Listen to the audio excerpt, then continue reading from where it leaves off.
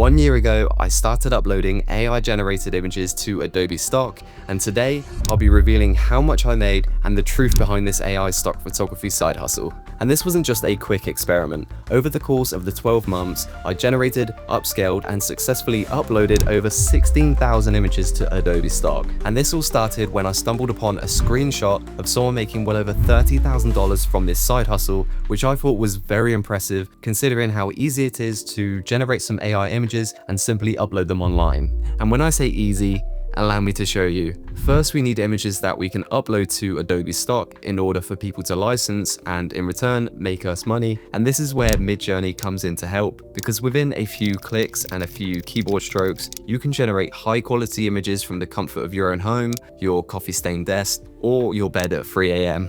And once you've got your images of avocado toast, an ice white mocha from a cafe, a Frenchie, or whatever it may be, we can now simply upscale them, which is going to make them larger and generally improve their quality. And for the last and final step, time to upload them to Adobe Stock, which is as simple as dragging and dropping, waiting a few seconds for it to upload, selecting the relevant category, ticking the created using AI tools box along with the people and property are fictional box, then give the image a title with a max of 200 characters, fill out the keywords, which you can add up to a total of 49, and lastly, hit the submit button. And then after that, they'll be ready to be licensed and begin making you money while you sleep. And having known how easy this process is and thinking to myself that this has to be the easiest way of making money from AI images, I decided to give it a go for myself, which inspired my first video where I spent 90 days uploading as many images as I possibly could to see how much money I could make. But this didn't quite reach the expectations that I set for myself, as we only made a total of $33.63 from 997 images that I'd uploaded to Adobe Stock. Then a few months later, I did a follow-up video, but this time with a slightly larger portfolio size of 1,835 images, which did help take my earnings to a total of $128.29. But the issue was, I only managed to increase my portfolio size by 830 images in the 3.5 months between those two videos, which is honestly terrible and I could have done way more. So when I had realized that I hadn't been taking this side hustle seriously, I decided to set myself a challenge of reaching 10,000 images within my portfolio, so that way I can say at least I gave it a fair chance. And I also wanted to see if this would increase my earnings to be more in line with what I was seeing online. Then fast forward to the end of 2024, where not only did I achieve my goal of reaching 10,000 images, I had in fact exceeded it by passing over 13,000 images within my portfolio, which helped take my earnings to a total of $350.97, coming from a total of 484 downloads. But it was at this point where I started to slow down on my uploads to Adobe Stock, and this was because I started to feel quite discouraged by the amount that I was actually making in comparison to what I had thought that I was going to make. And it was even more clear when I considered the amount of time that I'd actually spent generating, upscaling, and uploading over 13,000 images. So I figured I would instead see how this portfolio performs over the longer period and whether or not more images directly results in higher earnings. And from that point on, I didn't stop uploading altogether, but I did completely switch my approach, which changed everything. So now, instead of thinking that I need to pump out as many images as possible, I started to think more quality over quantity and even the purpose behind these images that I was creating. Because when thinking of AI images on stock websites, many people will say it's pointless because the quality of the images aren't even up to the standard of what can be taken in real life by a relatively cheap camera, which I totally agree with. And this exact thought crossed my mind when I saw a comment on one of my YouTube videos, which made me realize that I had in fact been doing it wrong this whole time. Because let's try to take a step back and view it from the perspective of someone licensing images from Adobe Stock, and let's say they're working for a business and they need an image for a careers page. So they might be looking for an image of an office environment with employees working. And if you had to choose between these two images without knowing which one was real and AI, which one would you pick at first glance? Well, if you picked the first image, that one was in fact AI, and the second one was the real photo. Now think, if you pick the AI image and then notice the AI icon in the bottom of the image or the generated with AI text below the title, would you not immediately consider the other image despite the fact that you would have chosen this one anyway?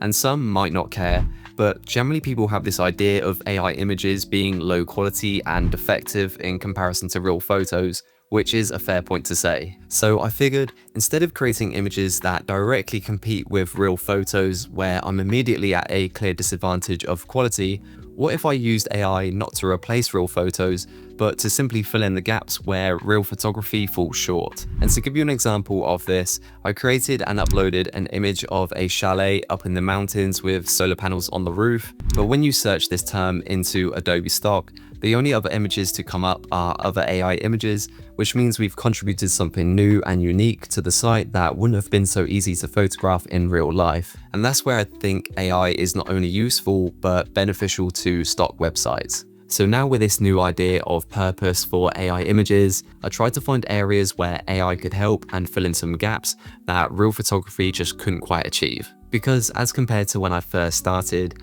generally the images that I created and uploaded were based on whatever I felt like doing at the time, or they came from some ideas that ChatGPT fed back to me, which isn't the most ideal way of doing it.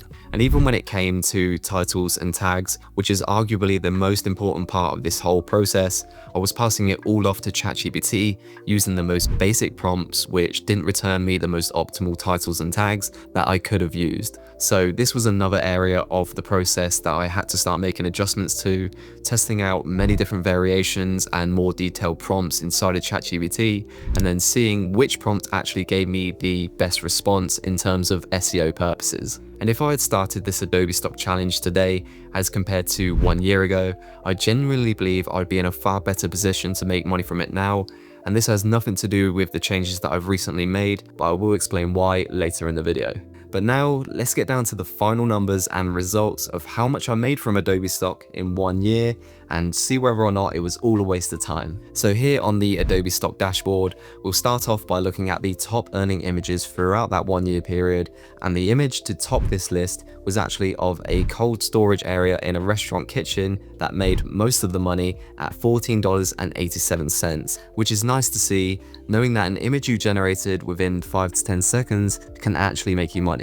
But next we have an image of solar panels on a Arizona home, earning a total of $12.89. And scrolling through this entire list briefly before filming this clip right now, solar panel related images seem to be the ones that popped up the most, and as much as I would love to gatekeep that information so I can continue uploading them, I want you guys to see what works best for me so you can try it for yourself and see if it works for you as well. But moving on down to the third image on this list, which is really surprising, is of a piggy bank with a golden umbrella, and it's already made $11.14. And I don't think I actually did many of these, so I may go back and create some new variations and spins on this one. But if you guys did want to go ahead and check out this entire list, what I will do is put a link down in the description to my website, and there you can download a file and see literally everything that I'm looking at right now. So now moving on over to the fun part, let's start with the total number of downloads, which we received 787 from across the entire past year.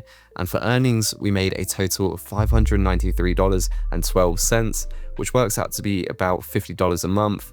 Not much, but it's completely passive and it's growing. And keep in mind, I know these earnings don't sound like much, but in my earlier months and when I first started, I was only making around $10 to $30 a month, which went on for at least the first 3 to 4 months. But if we take a look at last month alone, we did around $62, and in October of last year, we did around $72, and this sounds more like the average of what we're doing, which is around $60 to $70 a month. And for those of you wanting to know the entire cost breakdown on everything I've spent in order to generate and upscale these images, here will be the spreadsheet that I've quickly put together, with the total coming to around $156. So if we're talking pure profit here, we're actually looking at around $450. Now, I'm sure most of you are probably asking yourself as to whether this is even worth trying, and this is the exact question I've asked myself multiple times when I thought about quitting. And to answer this question, I've kind of come to a split conclusion. So firstly, it's a no in the sense that this money isn't going to make you rich or a multi-millionaire like most people think online businesses and making money online looks like, but it's a yes in the sense that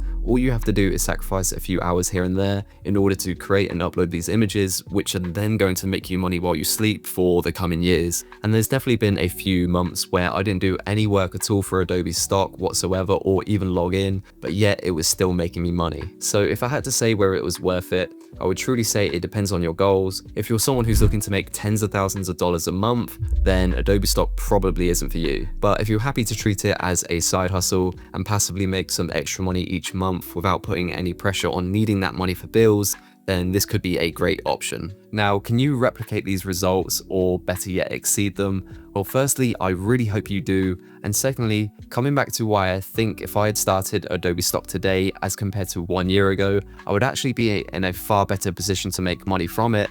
And this is because of the development in the tools that we use in our process, like Midjourney and ChatGPT. You see, when I first started 1 year ago, Midjourney was on version 6, and we've recently just had the release of version 7, and most people will say there really isn't that big of a difference between them, but I will say it's noticeable enough for AI images to start being taken more seriously on stock websites. I mean, take a look at these two images, both from the same prompt, just different versions. The V6 image feels cinematic and dramatic, but a bit too polished and less believable, whereas the V7 image looks more natural and realistic with better use of light and textures. If this continues, which it almost certainly is going to, the gap between real and AI will slowly dwindle away, and the problem that I mentioned earlier of people choosing real over AI because of assumed quality differences will no longer exist. But let me know your thoughts down below in the comments, as I would love to hear them, and make sure to subscribe if you're serious, like if you're curious, and comment what you want to see me do next.